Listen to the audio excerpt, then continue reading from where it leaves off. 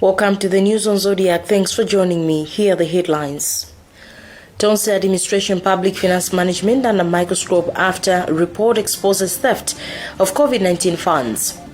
Meanwhile, HRDC has threatened to mobilize demonstrations within 7 days if government does not arrest culprits behind the plunder. And government insists refugees and asylum seekers not living at Talika camp should relocate back to camp by April 28 or face forceful relocation. And 16,000 doses of expired AstraZeneca vaccine will be disposed of next week. My name is Sibongile Ziambo. Thank you for joining me. Economist Dr. Bechani Cheleni says government has to keep in constant check the public finance management system following revelations in the latest report by the Auditor General into usage of the COVID-19 funds. Dr. Bechani Cheleni suggested specific measures to tame extravagance through allowances. The audit report shows that is how most of the funds were abused. And meanwhile, Human Rights Defenders Coalition HRDC has given government 7 days to arrest all culprits behind the plunder of the 6.2 billion kwacha COVID-19 funds. HRDC chairperson Gift Trappins has told journalists in Lilongwe that if that does not happen, they'll mobilize mass demonstrations on April 29. Revelations into the abuse of the 6.2 billion kwacha funds reveal that much of the money was abused through allowances and bloated figures in payment for services. Well, government spokesperson Gospel Kazako has reacted to the report findings, and he says government will act on the recommendations of the report. Kazako adds that the report has presented a clear picture of how much rubble should be cleared. In another minister, and MCP Secretary General Aizen Mkaka has posted on his Facebook page quoting Malawi Civil Service was the envy of many in the whole of Africa.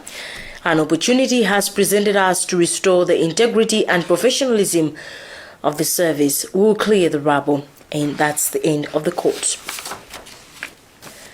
And staying on public finance management, Vice President Saulos Chilima Friday launched a World Bank-funded governance to enable service delivery project, but avoided matters about the 6.2 billion kwacha saga in his address.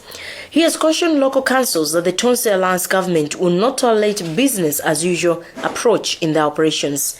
The 79 billion kwacha project aims at tracking performance of local councils.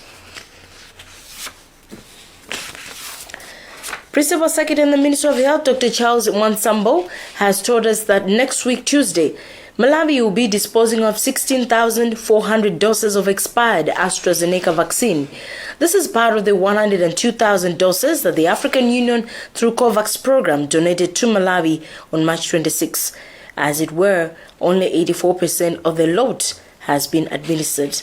Dr. Mwansambo says Malawi had 2 weeks and 5 days to administer the jab, as that was the remaining time of the shelf line of the consignment when it was received.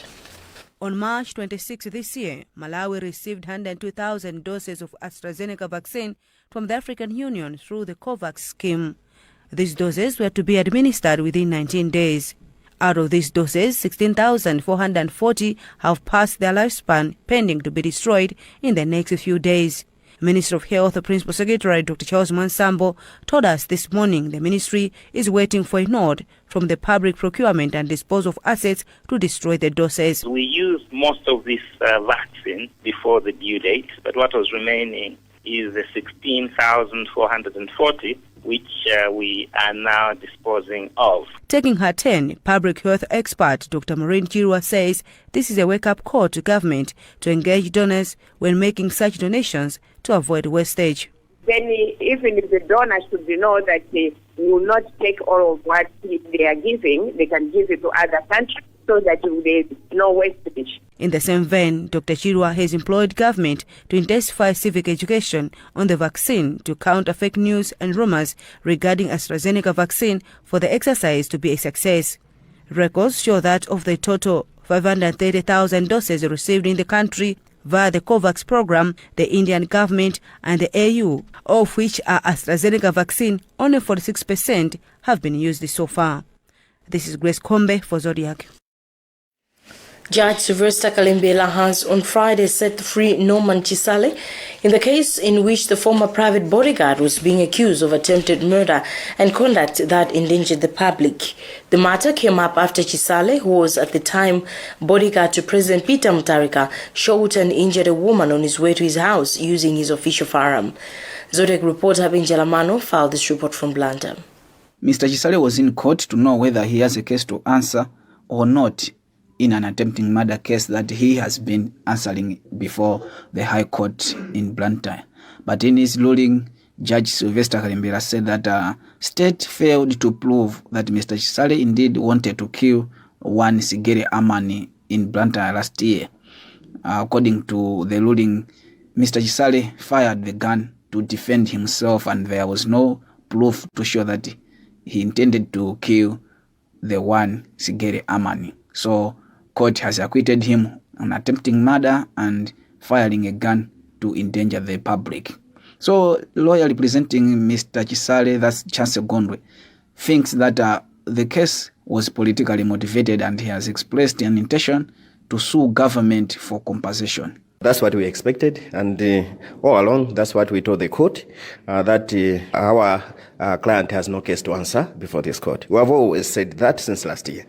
The government, the Malay government, arrested Mr. Chisale, and they actually arrested him at prison. The prosecution was not bona fide. It was malicious prosecution. You could see what the state was doing, what the state is doing in relation to all cases about Mr. Chisale. So Mr. Chisale will be suing the government for compensation because we told them that they shouldn't have even commenced this matter. For Zodiac in Blantyre, this is Benjala Mano.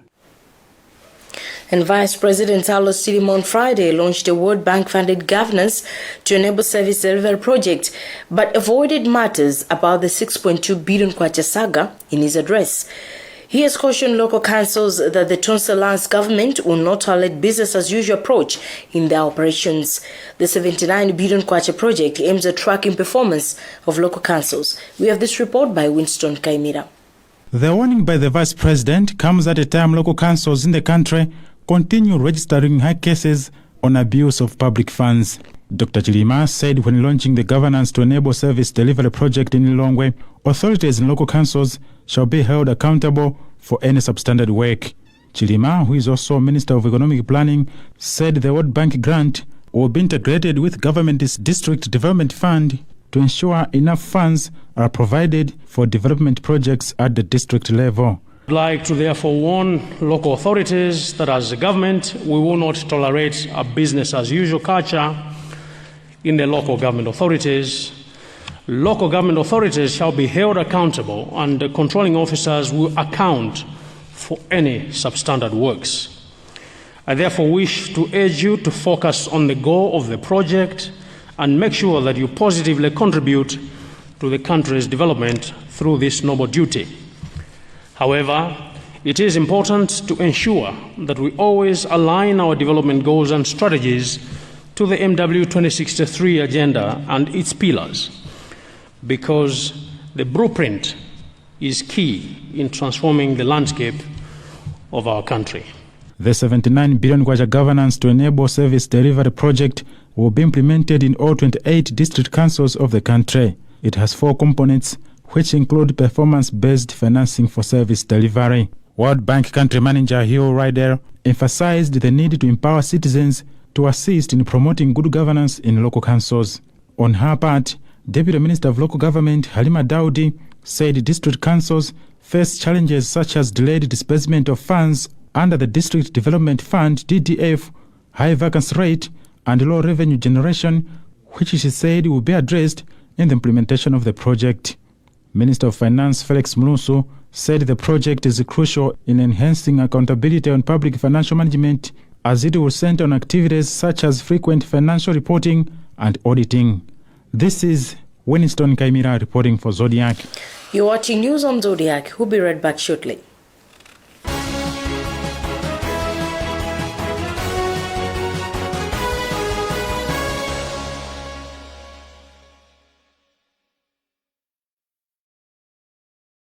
Ashley Furniture Home Store. This is home. Blockbuster Megastore brings you America's finest.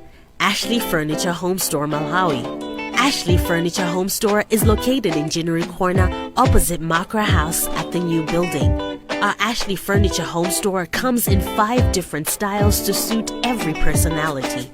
Either young or old, we've got you covered. Come and experience our showroom and discover the lifestyle that suits your personality. We have Ashley's signature collections on dining table, sofa sets, and bedroom. Come in store and see it for yourself. Our trading hours are Mondays through Fridays, 8:30 a.m. to 6 p.m. Saturdays, 8:30 a.m. to 4 p.m. Sundays are closed. Visit our home store today. Ashley Furniture Home Store. This is home. To achieve great things in life, you must do little things every day, like the 1, 2, 3 with Colgate. 1, wake up, wake up. 2, brush up, brush up. 3, smile through your day with a fresh breath and strong tea. Smile through your day with a fresh breath and strong tea. Do the 1, 2, 3 with Colgate and give yourself a future to smile about.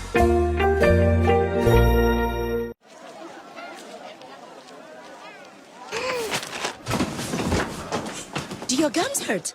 Yeah. Does your toothpaste contain sage, eucalyptus, myrrh, chamomile? All that in one toothpaste? Yes, try Colgate Herbal. Colgate Herbal contains nature's best herbs and Colgate's fluoride technology to give you strong teeth and healthy gums. Ah, Colgate Herbal. Let's go. Colgate Herbal for strong teeth and healthy gums naturally.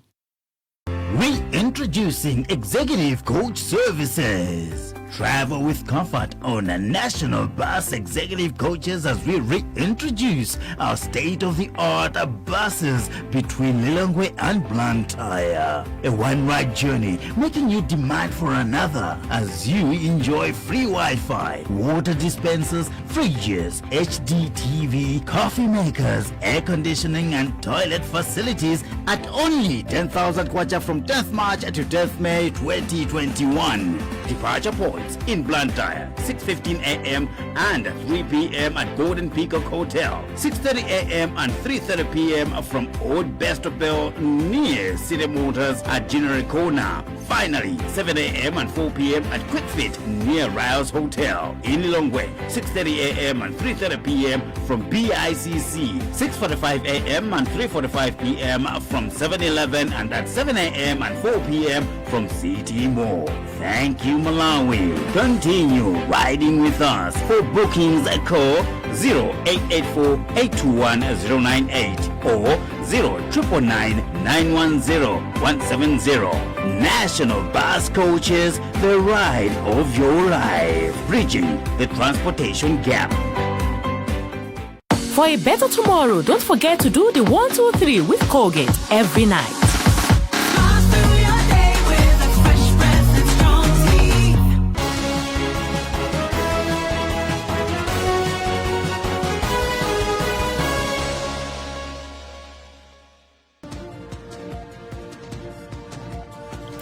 Welcome back. Here are the top stories again.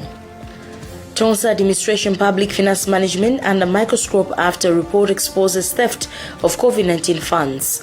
Meanwhile, HRDC has threatened to mobilize demonstrations within 7 days if government does not arrest culprits behind the plunder. And government insists refugees and asylum seekers not living at Dzaleka camp should relocate back to camp by April 28 or face forceful relocation. And 16,000 doses of expired AstraZeneca vaccine will be disposed of next week. Moving on with the news, government insists that it is going ahead with the relocation exercise of all refugees and asylum seekers living in both Auburn to Dzaleka camp and has since ordered them to move by the 28th of this month. Minister of Homeland Security Richard Chimwendo Banda made the announcement during a press briefing in Lilongwe on Friday, saying it is acting within the law. He further disclosed that there are at least 2,000 refugees and asylum seekers that are living outside Dzaleka camp, warning that those who will not relocate by that date will be forcibly evicted. Malawi is said to be losing about 370 billion kwacha annually through unregulated legume exports. Commodity exchange firms last evening, during a panel discussion by the National Planning Commission, reviewed the country could prevent loss of such huge sums of money if proper policies are adopted to regulate the industry. Researchers carried out a project titled Malawi Priorities under the Commission, which resonates with the Development Agenda Malawi 2063. And Principal Secretary in the Ministry of Trade, Christina Chatima, says her ministry is working closely with the Ministry of Agriculture to fix the weaknesses. Chimomo Padata filed this report. Unstructured legume markets have of late flourished in different parts of the country, but this is worrying commodity exchange firms as they say Malawi continues to lose out from the unregulated exports of legumes. At a panel discussion on Thursday evening, the commodity exchange firms called for the creation of export policies. Chief Executive Officer for PISA's Agriculture Malawi, Ronald Ngwira, challenged that unless enabling laws are put in place, Malawi cannot boost her export base. So we'd like to be engaged at the agenda setting and in the discussions on policies so that information is not, or decisions are not made in a vacuum, but as a combined negotiated process. Principal Secretary in the Ministry of Trade, Christina Chatima, admitted challenges the industry is facing and reviewed her ministry is working tirelessly together with Ministry of Agriculture to create enabling laws. Our mandate is there to facilitate trade, and in the course of doing that, we work closely with a number of other very important institutions, and I can actually see that on the trail of the chart, there are quite a number of supply side constraints, I think, that have been indicated. Research think tanks under the National Planning Commission, in a paper that has just been released, have also recommended the need for Malawi to have proper strategies when lifting the maize export ban, arguing the country could save 61 billion kwacha annually if the lift is extended. For Zodiac, this is Chimwemwe Padata. And Southern Region Football Association has restructured its Thumbs Up League from a normal 20-team round-up robin format to a two-phase format involving group stages and the knockout phase. SFRA chairperson Raphael Humba told us the development comes as one way of accelerating the league process after it stayed for a year without being played. Meanwhile, RAP Process Limited has maintained the 14.5 million sponsorship package for the Thumbs Up Central Region Football League despite evolving only the Premier Division. And on that note, we've come to the end of this edition of news, and before we go, let's take a look at the headlines. Tonse Administration Public Finance Management under microscope after a report exposes theft of COVID-19 funds. Meanwhile, HRDC has threatened to mobilize demonstrations within 7 days if government does not arrest the culprits behind the plunder. Government insists refugees and asylum seekers not living at Talika camp should relocate back to camp by April 28 or face forceful relocation. And 16,000 doses of expired AstraZeneca vaccine will be disposed of next week. Visit our website zodiacmalai.com for more news. COVID-19 vaccination is underway in the country. Make a decision, protect yourself and protect your loved ones. This is Sibongile Jambo. Thank you for watching. Goodbye.